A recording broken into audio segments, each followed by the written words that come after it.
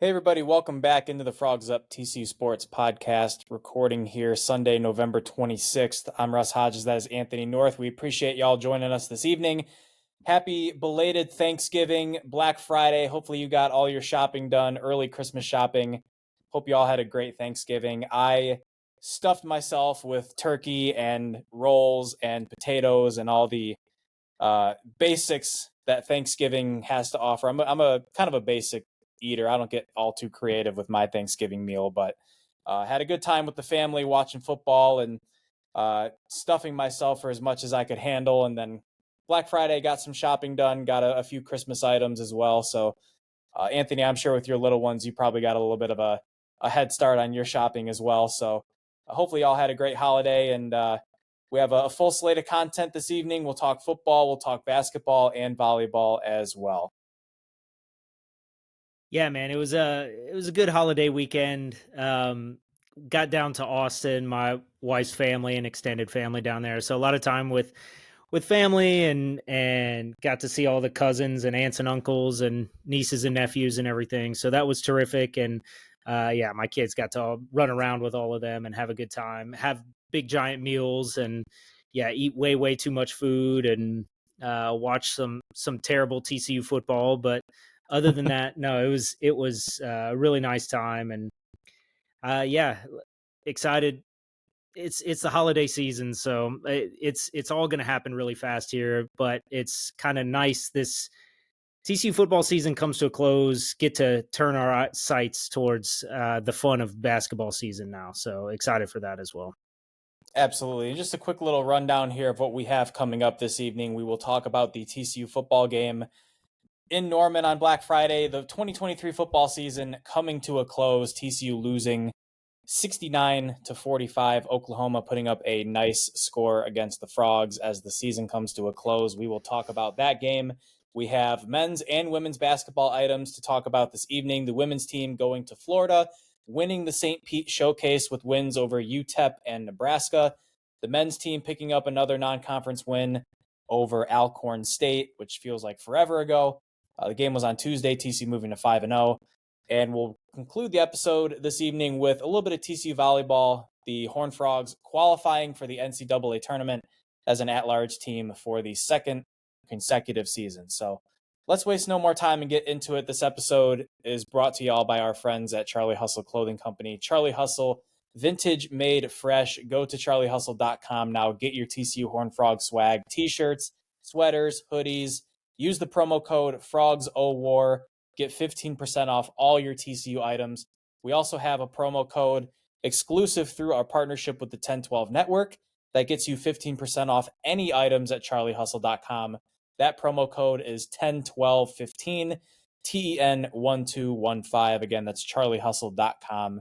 Go to Charlie Hustle, get your gear, support the Horned Frogs. The On-It Athlete trading cards that we've talked about here on the podcast and posted to our socials, Facebook and Twitter. Those TCU football trading cards are live. We have an affiliate link posted to our Facebook and our Twitter at Frogs of War. Go ahead and check that out. 14 cards per pack. There's a chance at an autograph card. I believe a Nnamdi Obi-Izor card autographed is what they're using as their promo art on the website, onatathlete.com. 33% of all sales go to NIL. So support TCU Athletics, support the players. Obviously, the season is over now, but still an opportunity to snag a pack or two and have a little bit of a memento for this football season. So speaking of football, we'll get right into it here. The TCU Horned Frogs kicking off their final game of the season on Black Friday in Norman against Oklahoma. The Sooners playing for a potential Big 12 title game berth and coming out just blowing the Horned Frogs away. The final score, again, 69-45. TCU finishes the season with a 5-7 overall record, 3-6 record in the Big 12 Conference. The Horned Frogs fail to qualify for a bowl 1 year removed from making it to the national championship game. It's the first time that has happened since Texas did it in 2010. It's also the third time in 5 years that TCU has failed to qualify for a bowl game, and the first time under head coach Sonny Dykes. And looking at some of the Big picture items from this game, some individual highlights. Josh Hoover finished with 344 passing yards, 4 touchdowns, 1 interception, had a rushing touchdown as well. Emani Bailey had 150 rushing yards, 2 touchdowns. JoJo Earle, by far his best game as a Horned Frog, 4 catches for 94 yards and a touchdown. And Jared Wiley, his last game as a Horned Frog was a very good one, 8 catches, 39 yards, and 2 touchdowns. Also had a 2-point conversion. But it didn't really matter a whole lot what the offense did in this game because the defense was absolutely horrendous. 607 total yards allowed. It's the most by the TCU defense in any game this year. 62 points allowed as well. 7 points coming on a pick 6 late in the fourth quarter. TCU only forced 1 turnover. Dylan Gabriel throws for 400 yards and 3 touchdowns. Gavin Sawchuk runs for 130 yards and 3 touchdowns. Just an abysmal performance from this defense. Oklahoma was getting chunk plays all game long. It looked like for a brief moment in the third quarter that TCU was going to make this a game. They outscore Oklahoma 22-10 in the third quarter. TCU gets an interception from Bud Clark. They turn it into a touchdown, and the Frogs only trailed by 14 going into the fourth quarter, and you felt like maybe they had some momentum there, but ultimately Oklahoma washes the Frogs in the fourth quarter, and they cruise to a pretty easy win, and Oklahoma finishes 10-2 for the regular season. So I watched as much of this game as I could. I was working Friday morning, but all in all, a very disappointing finish to a very disappointing 2023 season for the TCU Horned Frogs. It's when looking back at some of our preseason expectations for this team, I think we'll need to go back and analyze where we got things wrong and how could we have seen this coming, because it's an unprecedented fall from grace here for TCU to go from playing in the national championship game to getting blown out in the season finale and missing a bowl.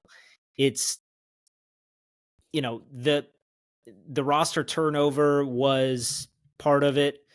I think we underestimated that. I think we underestimated the coaching staff turnover, particularly at offensive coordinator. I think we, perhaps overestimated some of the transfer portal impacts. But, in this game, TCU comes out and forces 1 punt and 1 turnover defensively.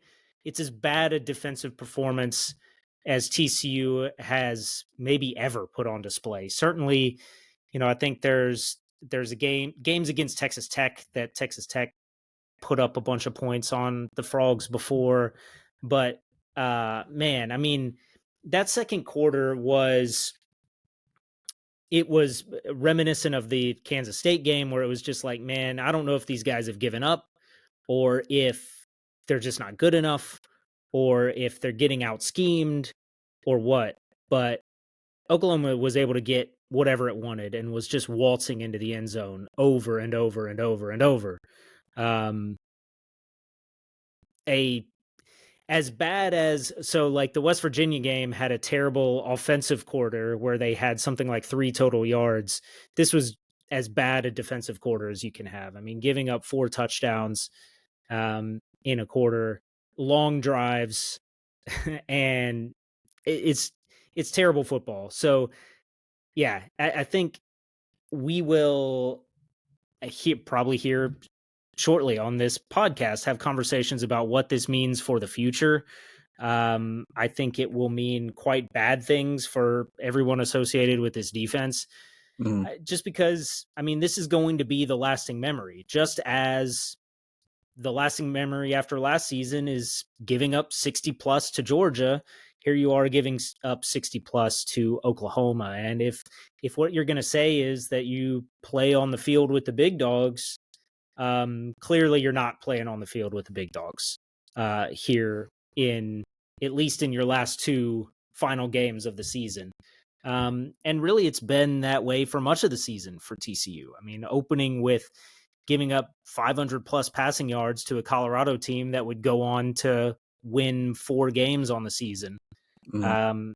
That's, for TCU to come away with a schedule that frankly was pretty light, to come away with this season and not have made a bowl game.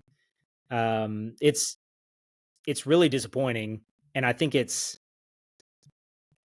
I don't know. There's a lot of big questions to answer. And I think that we're going to have to see how much Sonny Dykes is really willing to play in the big waters here going forward. Yeah, I really don't think there's a need to overanalyze the defensive performance in this game because it was just dreadful. I mean, the Bud Clark interception, the special teams play by Nnamdi Obiizor, who has made multiple special teams plays this year, those were really the only shining moments on defense and special teams for the Horned Frogs in this game. I went back and watched some of the highlights again from this game, and on every single Oklahoma touchdown, it was just lanes so wide open you could drive a semi-truck through them. And I'm seeing these TCU defensive linemen just getting shoved way off the ball. I'm seeing defensive backs getting burned over and over and over again. It didn't matter if it was Nick Anderson or Jaden Gibson or even Dylan Gabriel himself, who was making plays not only through the air all game long, but on the ground too. And this is the same Dylan Gabriel that last year was really bad against the same TCU defense and really struggled and wasn't able to make plays. Maybe he's just more comfortable in Norman, but he balled out in this game and was lights out for the Oklahoma offense. And, for TCU, I thought they did some good things in the third quarter. I like how the Frogs were able to come out and score on their first drive of the third quarter. They were down 42-16 at halftime. The offense was having all kinds of trouble moving the ball, leaning way too much on Josh Hoover, who was missing quite a few throws early in this game. Emani Bailey was not a factor in the first half at all.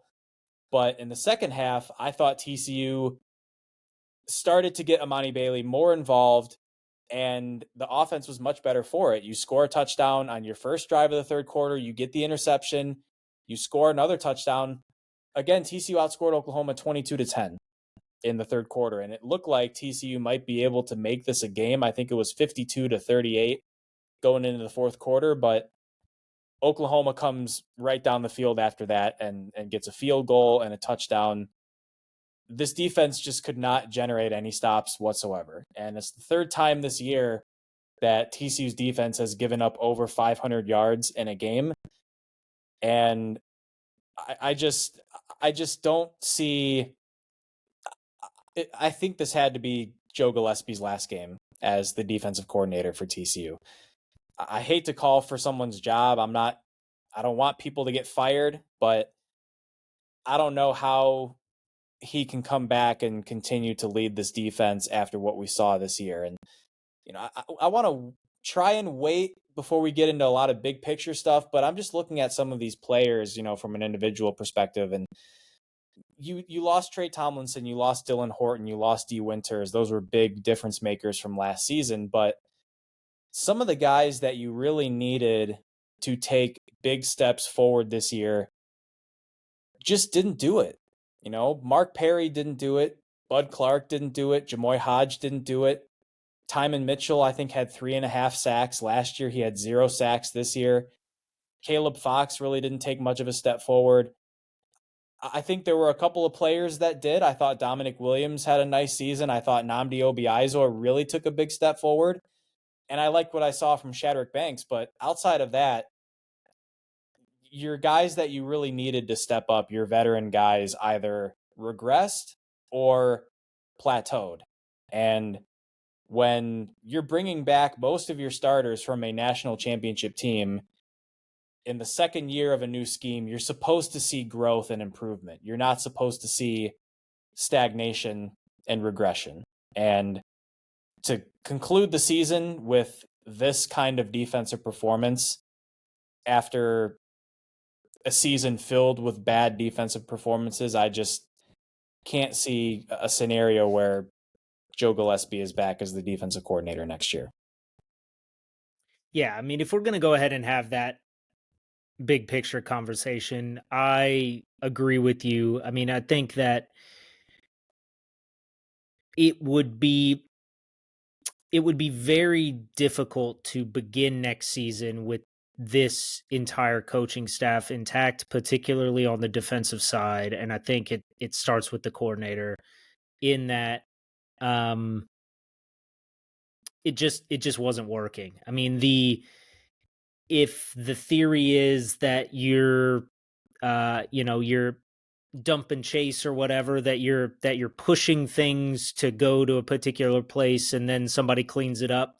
Nobody was cleaning it up. Nobody was pushing anything to a particular place. None of that effort of what you would think this defense is supposed to do its job was doing its job.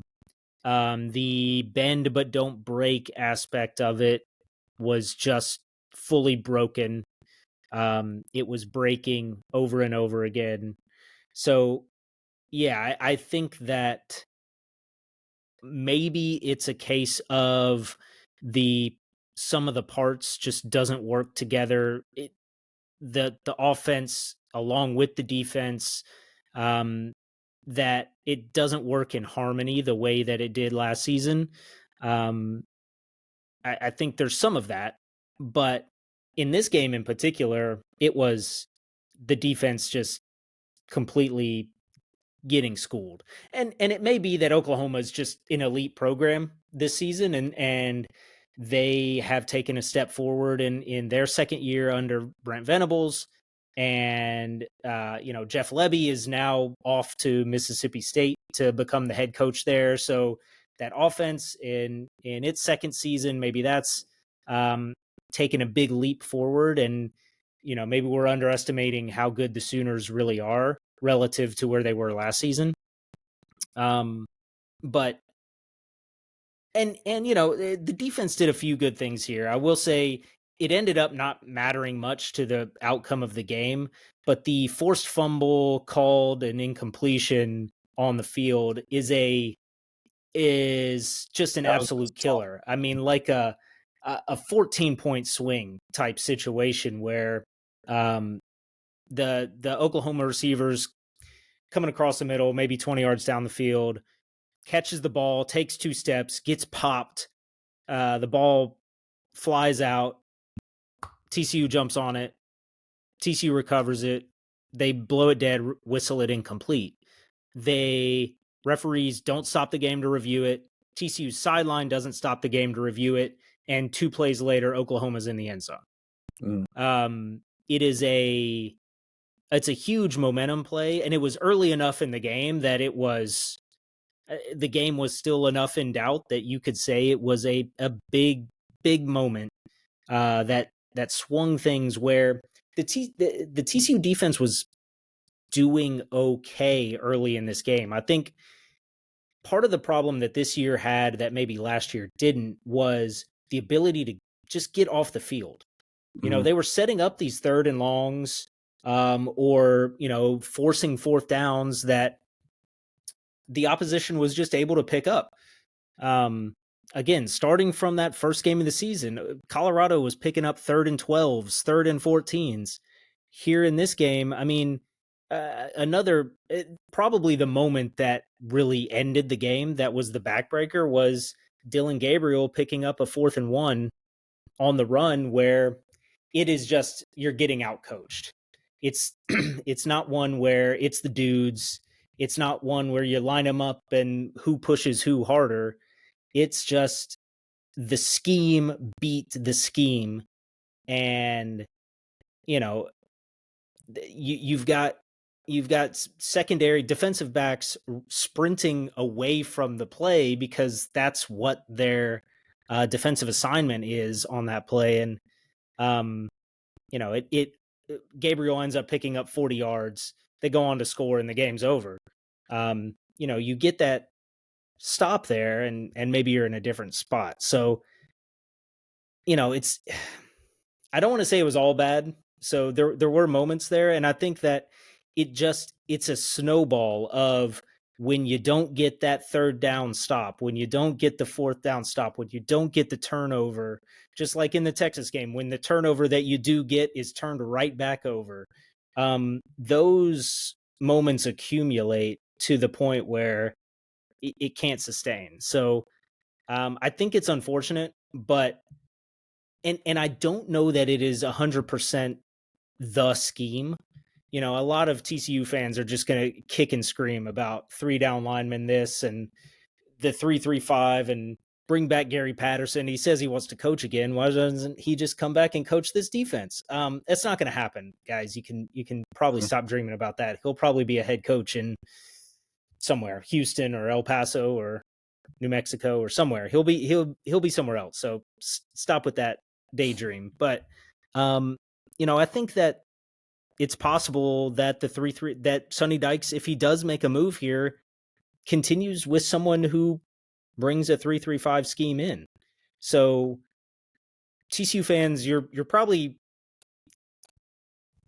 don't get too excited when you hear the news, if that news ever comes through, that you're getting some brand new way of doing things. It may just be a new coach doing the same thing differently and hopefully in a better way. And what also didn't help the defense early in this game was that the offense was quick to get off the field because of how reliant they were on throwing the football early on. I made the comment in our group chat, Josh Hoover threw 21 passes in the first quarter. In one quarter, he threw 21 passes. He had 38 passes at halftime. That's more passes than some quarterbacks will throw in a whole game. And it's not like he was completing 70 to 80% of those passes either. He was around 50%, 55% for the game. Did Hoover have his best game? No. He had some really nice plays, especially in the second half. I thought he made a great read on the rushing touchdown early in the first half after TCU recovered that muff punt. But he was also missing some throws, and it just was so frustrating to watch this Kendall Briles-led offense just continue to put all of the pressure on him. TCU has been a really bad team on the road this year, and in part because offensively they've gotten so pass heavy. The amount of times this game where TCU was in 2nd and 10 or 3rd and 10 because they try to pass the ball on first down or pass the ball on second down and they're throwing incomplete passes, you're setting yourself up in very difficult situations to pick up first downs and extend drives. And I was happy that Emani Bailey finally got involved in the third quarter and became much more of a threat. He finished the game with 174 total yards. That's a dude who's going to finish the season with 1,200 rushing yards and almost 1,400 total yards. How you don't get him more involved early in the game on the road where you're going to have a young quarterback probably with some nerves and some jitters. He was overthrowing quite a few balls. That's how he threw that interception late in the game. You can't force him to do everything. And I made the comment before, if the Tampa Bay Buccaneers can't win games with Tom Brady throwing the ball 50 to 55 times a game, TCU is not going to be successful consistently over the long term with Josh Hoover throwing 55 to 60 passes a game. It's just not going to happen. If TCU over the offseason, Kendall Briles and Sonny Dykes and the coaches on the offensive side of the ball, they need to figure out how to have a reliable run game and a creative run game where it's not just, oh, we're going to run Bailey up the middle to keep the defense honest, but we really want to pass, and push. TCU ran 31 plays in the first quarter. Oklahoma had 14. And Oklahoma still scored more points than you in the first quarter. More plays, more passes, more yards, that doesn't always equate success on offense, as we've seen this season with some of the struggles in the red zone and some of these quick series where the offense is out there for a minute and then off the field after their defense just gave up a score. You know, it doesn't help your defense out at all, especially when your defense is as bad as it was this year. This team needs to take a serious look at how they run the football. And I think we have to have more balance next year. This team needs to be serious about running the football. It can't just be 50 to 55 passes a game, because if that's what we're going to get from this offense, and we're going to continue to neglect the run game and neglect getting arguably your best offensive player the football, then a change could need to be made and on the offensive side of the ball as well. Yeah, I mean, the first quarter and really the first drive, it told that story. The first quarter, yes, 21 pass attempts to 10 rush attempts in the first quarter, is crazy when you're on the road like that. And yeah, it was clear from the very first snap that Hoover he was a little bit amped up. Everything was missing high, or just missing long. And that first drive is 5 passes, 1 rush, and a punt. And you pick up like 5 yards.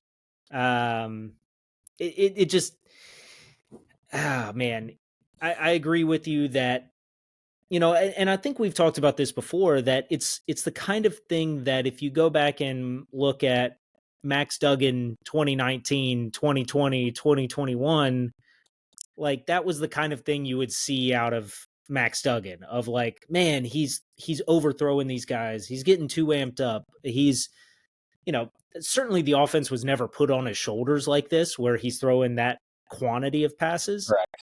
But does this offense work in a way that works for Josh Hoover? The way that last year's offense worked for Max Duggan. I think him getting his run game working in this game was really big. His actually pulling the run pass or the run option on the option read, that was nice to see him actually do that. Whether he's ever actually had the option to in the past or not, I don't know. It's hard to tell on those, but it seems like those have been auto runs and getting stuffed. So good to see there. But yeah, it's very clear that Emani Bailey was the best player on this offense, and for him to not be used really until the game was completely out of hand, it's a tough look. And I mean, it goes back to, this is what TCU and Sonny Dykes has hitched their wagon to, that this is the way that they want to play offensive football. And this season it was a failure. I mean, as much as you can say, look at all these yards, even this game where you score 45 points, okay, that's great, but it's not winning football games. And yeah, I mean, I think it's something that all indications are that it won't be evaluated in a way that changes who's calling plays or who is on the coaching staff on the offensive side. But I think it puts everybody on the hot seat for next year, because you come out and look like this again next year, and you're really going to just start losing interest. I mean, it's, you see our friends in Waco, how they continue to kind of churn through thinking about making changes, but not making changes, and how nobody shows up for the games, and the team has fallen off a cliff. So I think it's a very cautionary tale for TCU of like, you can have this high and it can end in a flash. So hopefully Sonny Dykes and whomever is around on this TCU coaching staff can pick up the pieces and go hit the recruiting trail and go hit the transfer portal and all of that, because there's certainly some big rebuilding to do to get the, I don't know, excitement back for next season. If I can end my summary for this game on one positive, Anthony, I know you made the comment when we last recorded, let's see JoJo Earle finally have a big game. And he About it. finally had a big game. We had such high expectations for JoJo Earle coming over from Alabama, big time Alito high school prospect, and it just never worked for him playing out of that slot receiver role. He had quite a few drops. He wasn't getting involved in the run game, getting some creative jet sweep type plays, and TCU actually moved him outside in this game against the Sooners. He was playing outside receiver and had a really productive game. He was picking up chunk plays, 4 catches for 94 yards. Hopefully, this is a performance that he can build on going into next year, assuming that he's still on the roster, because I think it's clear that the talent is there with JoJo Earle. He's a player, and it's not just him. I think there are a few guys where the talent is there. Guys like Major Everhart and Jordan Bailey and Jalen Robinson, even, who they just didn't really seem to be utilized maybe in the way where they can take advantage of their speed and their athleticism and their shiftiness. So just a positive there I wanted to end on. And I don't think I have any more from this game. I think we've pretty much summed it up. Anthony, I'm not sure if you have any final thoughts from this game as we move on to basketball here. No, we can probably move on. I mean, we've covered it. It was bad, and hopefully it'll get better in the future. And we will never have to see the Oklahoma Sooners again until, we're playing each other in the playoff next season. Yeah, sayonara, Oklahoma. Unfortunately for Sooner fans, Oklahoma will not be playing in the Big 12 championship game. We did not have the Texas-Oklahoma matchup that many of those fans and those Texas fans were looking for as they get ready to exit the Big 12. Looking at some of the scores here, Week 13, UCF taking down Houston 27-13. That was probably the biggest snoozer of the conference schedule this weekend. Oklahoma State. So here was the situation for those who did not know. There was a three-way tie for second in the conference. Texas had all but wrapped up a bid in the conference title game, and it would be Oklahoma, Oklahoma State, and Kansas State as to who would be joining the Longhorns in the conference championship game. Oklahoma State owned the tiebreaker, I believe, because they beat both Kansas State and Oklahoma. So all they had to do was beat BYU. Not too hard, right? Well, the Cougars actually got up by 2 touchdowns in this game, and Alan Bowman did not play very well, but my goodness, Ollie Gordon with 5 rushing touchdowns on 34 carries, I think, 166 yards. I've made the joke several times now. He is Barry Sanders reincarnate for this team, the way he is carrying them, and he absolutely carried them in this game. 40-34, Oklahoma State survives the Cougars and clinches a berth in the conference championship game. So it'll be Texas versus Oklahoma State in the Big 12 title game. Some other results in the conference here. West Virginia holding off a late comeback from Baylor, winning that game 34-31. Garrett Green had a nice showing there for the Mountaineers. Kansas blows out Cincinnati 49-16. Terrible season for the Bearcats, finishing last in the conference. Got to wonder if there's going to be a coaching change there. And then the upset in the conference, Iowa State going on the road, Farmageddon. It was snowing in Manhattan. It was a really fun game to watch and a high scoring game. Usually these snow games, you see low scoring, a lot of defense, a lot of turnovers. The ball gets tough to hang on to.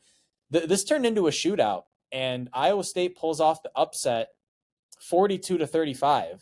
And so a disappointing result for the Wildcats, losing their regular season finale at home. But big picture here, it will be Texas taking on the Oklahoma State Cowboys after Texas destroyed the Red Raiders 50-7 in a game where Arch Manning made his debut for the Longhorns. All the Texas fans were excited about that, but we have our conference championship game, and we will see if Texas can somehow sneak into the college football playoff picture. Yeah, I don't think they'd be sneaking at this point. I think they're on the doorstep, and they're trying to bang their way in. I think they're pretty close. But man, that Oklahoma State BYU game, what a fun roller coaster. I couldn't imagine being an Oklahoma fan or an Oklahoma State fan as that game was unfolding, and just like the stakes of the high highs and the low lows as that game, man, yeah, it felt over in both directions a few times. Yeah, you go into double overtime. I think BYU probably just got a little bit outcoached, got a little bit conservative there late in the game, in the fourth quarter, in the overtimes. And, I think that there's probably better days ahead for BYU. And they turned in a pretty okay season. And to even be in this game, I mean, they were 2 touchdown, at least underdogs in this one. And to really put the scare, it was as entertaining a game as you can have until that Iowa State Kansas State game, which was, again, the snow, the I don't know, lack of tackling. I guess it was an offensive explosion, but a lot of those were like, it's just too cold to tackle.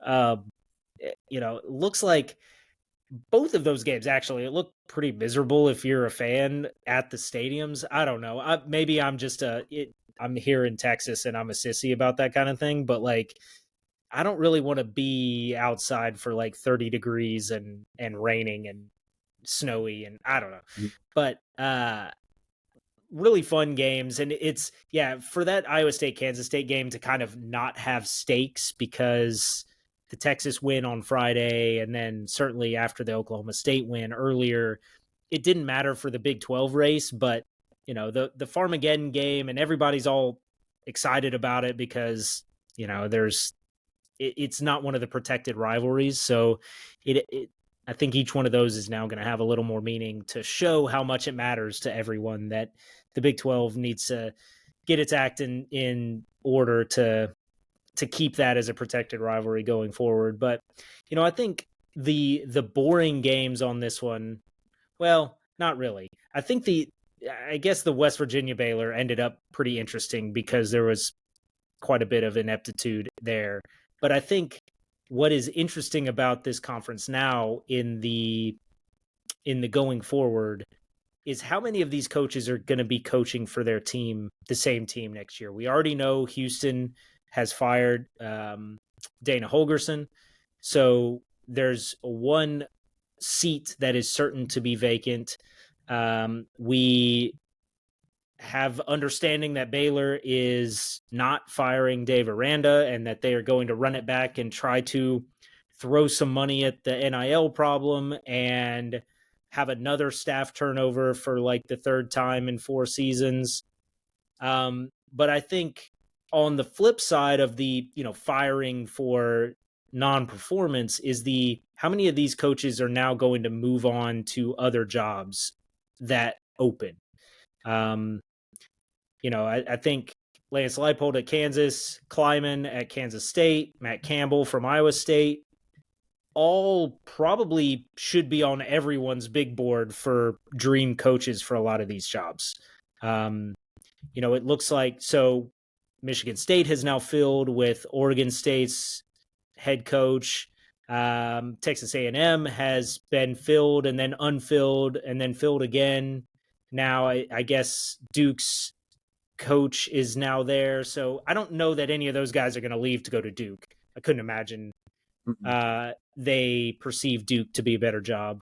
But, I think some things to keep your eyes on, as well as some of the newcomers. I mean, I think that will Deion Sanders hang around another year in Colorado? Will Arizona retain its coach? I don't know. I think that this conference it's possible this conference has a pretty heavy head coaching turnover. But then again, maybe it doesn't. I think Neil Brown in West Virginia probably did enough to keep his job. Maybe. I know a lot of the fans there think it doesn't matter that you win 8 games. Probably should have done it in a better way or beaten different, better teams. But I think that's an interesting, that should be coming, in the next few weeks of how does this coaching carousel shake out and how does it affect the Big 12? And we appreciate everybody who has followed us, not only on the podcast, but at our website, frogsofwar.com, as we've recapped all of the football results in the Big 12 from the start of the year to now. The regular season, of course, is now over. We will have conference championship weekend coming up. So when we record next Sunday and do kind of our season recap, look back on the 2023 campaign for TCU, we'll also look at some of the conference championship games that are coming up and then get into some more of our college football playoff talk, as that will be right around the corner here as well. But I believe that will wrap it up for all of our football talk this evening. We'll go ahead and transition to some TCU basketball items here, starting with the TCU women's basketball team going down to St. Petersburg, Florida, and participating in the St. Pete Showcase, picking up a pair of wins. TCU played UTEP on Thursday. This was a blowout win.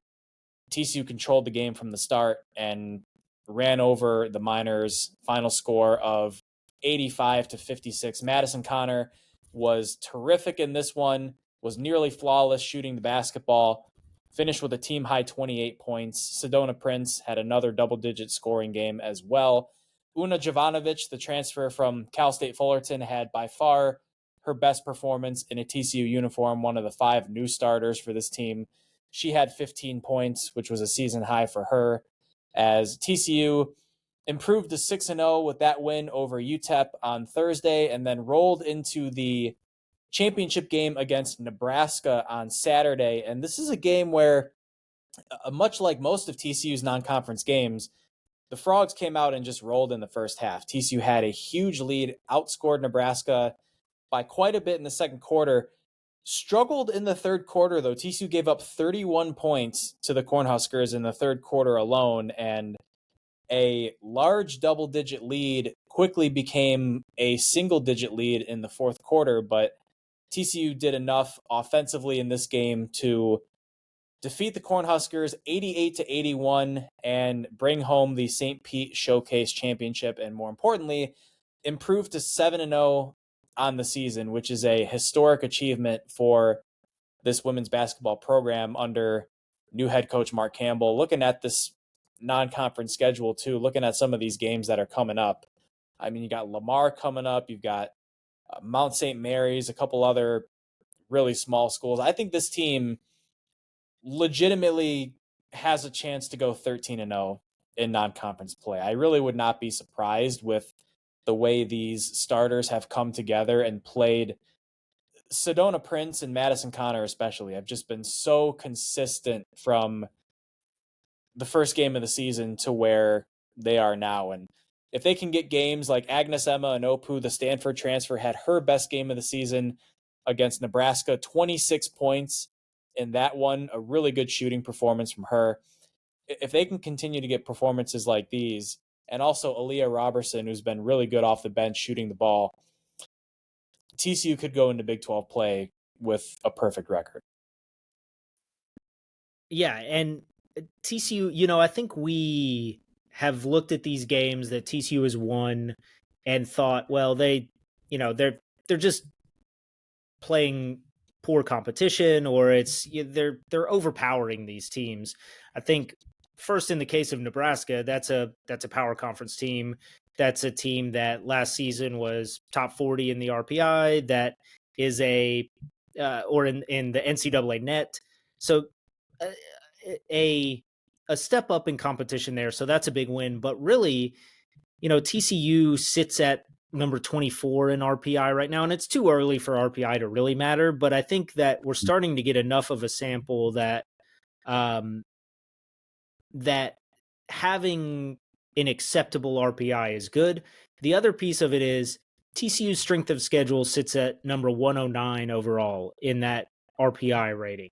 So yes, that's not like they're not playing top competition, but they're not playing like hideous competition. They're not playing sub 200 level across the board. So, I think that there's something to take away from being undefeated is obviously great. Continuing to be undefeated through the rest of the schedule through December into the December 30th Big 12 conference opener against BYU, I think TCU should probably be flirting with at least receiving votes and probably in the top 25 at that point, despite, having not beaten any elite level competition. But there is something to say for just winning basketball games. So I think that it will certainly pick up once conference play starts. BYU, to mention, is also undefeated through this part of the season. So, I think starting right there, competition picks up for sure. But a lot of excitement coming up for TCU women's basketball. And combined, both the TCU men and the women finished the month of November with a flawless record. And we will see if the men and the women can continue that going into December. I think the men will get into the conference schedule a little bit quicker than the women's team will, but starting 7-0 with a new coach and as many new players as the women's team has is an incredible achievement. So congratulations again to Mark Campbell and the TCU women's team on their start. The men's team also picked up a win on Tuesday. This feels like forever ago, but TCU hosting Alcorn State, another low-level non-conference game. Not much trouble for TCU in this one. The offense cruised in this game. I think like 12 different players, maybe 13 different players scored points in this game. TCU wins 93-74. Not the best defensive performance, but a lot of guys getting it done on the offensive side of the ball. JaKobe Coles had 20 points to lead the way with 4 rebounds. Emanuel Miller, 13 points, 6 rebounds. Micah Peavy, 11 points and 4 rebounds. A lot of different players getting involved. And I kind of get the hunch that this TCU team is ready to face some real competition. It's nice to get through the month of November without losing a game. We know last season TCU really had some struggles against these low-level non-conference opponents. I think about the Arkansas Pine Bluff game, the Lamar game, and TCU dropped the game, I'm pretty sure, in November last year. So to get through this month in relatively easy fashion, I shouldn't even say relatively easy, it was pretty easy fashion, and get to 5-0 on the season. There's another low-level non-conference game coming up against Houston Baptist tomorrow, another game at Schollmeyer. But then you have your 3 non-conference games where you'll get a good gauge of where this team is really at. You have Georgetown, you have Clemson, and then Arizona State after that. So really excited to see this team go up against those 3 foes, and we'll have a better idea of what this team can really do. But until then, I think we'll continue to get results like these. And I'm sure Coach Dixon and the guys are eager to get into some of these tougher games and eventually into the conference schedule. Yeah, just for this Alcorn State game, I mean, it's one of those that it's something good to see, I guess, but a team that you're not completely physically dominant over. So you're not completely owning the paint, equal on paint points, equal on rebounds in this game, and to still run away with the game. Also, not shooting well from 3-point range either. So it's not like something where hey, we've just got taller guys than you, or we've got better shooters than you from long range to get this huge lead. TCU did make 32 free throws, shooting over 82% from the charity stripe. So that's good to see. That has been a trend of this season that has been very, very encouraging. Something that has been a big turnaround from where the Frogs were last season. But to have a game where it's not really all working exactly right, and you're not 100% physically dominant, and to still never trail and come away with a 19, 20-point win. Yeah, I mean, it's good to see, even if the opponent isn't somebody in the Ken Palm top 20 or something. But yeah, and this game coming up is against an even lower rated opponent. Houston Christian is probably bottom 5, bottom 2 maybe in Ken Palm. So it will be very, very interesting next Saturday when TCU goes to Georgetown, because that's a team that probably TCU should beat with some relative ease. But, you're going on the road. It's your first real test. Georgetown is already off to kind of a slow start this season and will be very hungry for a big time win. So I think TCU needs to be really ready for that one and should be, like you said, sets the stage here as TCU kind of works their way through this kind of better part of the December schedule and into conference play in January. And we'll wrap up the podcast here with one last TCU sports item. The TCU volleyball team has qualified for the NCAA tournament. It's the second consecutive season that TCU has qualified under head coach Jason Williams. He took over the program last year. TCU went 17-11 last year, 11-5 in the conference. They reached the second round of the tournament, beat Washington in the first round, and then lost to a very, very good Wisconsin team in that Madison regional. TCU, not as good of a season this year, but still getting into the tournament as an at-large team. I was a little worried that TCU wasn't going to make the tournament this year with some tough conference results, a sweep by Iowa State, 2 lopsided losses against Houston and BYU, but TCU picking up an important win toward the end of the regular season against High Point, which is a top 50 RPI team, and finishes the regular season 16-14, 8-10 in the conference. Not a winning record in Big 12 play, but a winning overall record for the second consecutive season, and playing really the last third of the regular season schedule without your starting setter, Riley Buckley, who is one of your best overall players. So congratulations to the TCU women's volleyball team. They will be playing at the Fayetteville Regional, hosted by Arkansas, who's the number 3 seed on that side of the bracket. TCU will be playing against Florida State, who is the number 6 seed in that regional. The winner will take on the winner between Arkansas and Stephen F. Austin, which TCU or Florida State will be taking on Arkansas for a chance to win that regional and keep going in the tournament. But, overall, just a good achievement for this program, which historically has struggled to reach the NCAA tournament.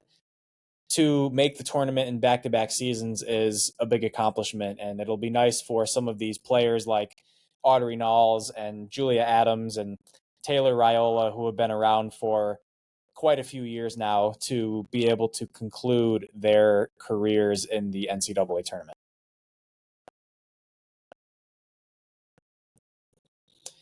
Sorry, I was muted there. I think TCU might be a little bit dangerous here. I think sneaking into the tournament, there's a chance. I think last year TCU got their one win, but then was facing up with a Wisconsin team that was coming off a national championship and was a number 1 seed and was a juggernaut. I don't know that Arkansas is quite that level of juggernaut in the second round. If TCU were to escape in that first round and get to that Arkansas matchup, I think there's a chance TCU advances further than they did last year.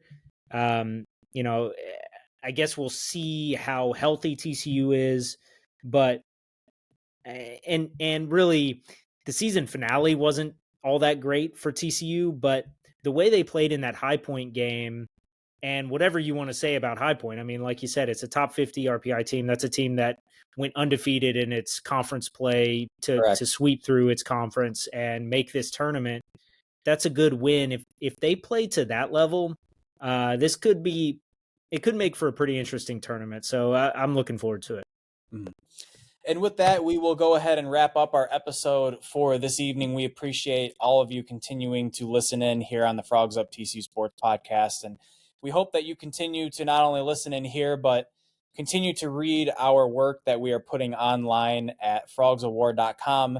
Be sure to follow us on Facebook and Twitter as well at Frogs of War. We're continuing to grow our following there as well, in addition to our following here on the Frogs Up TCU Sports Podcast. We will be back next Sunday where we will be recording and talking about the TCU football season as a whole. I'm sure we will have some more basketball and volleyball content as well when that time comes around. So We appreciate it once again, and we will go ahead and sign off. I'm Russ Hodges. That is Anthony North. We will sign off with a Frogs Up. Frogs up.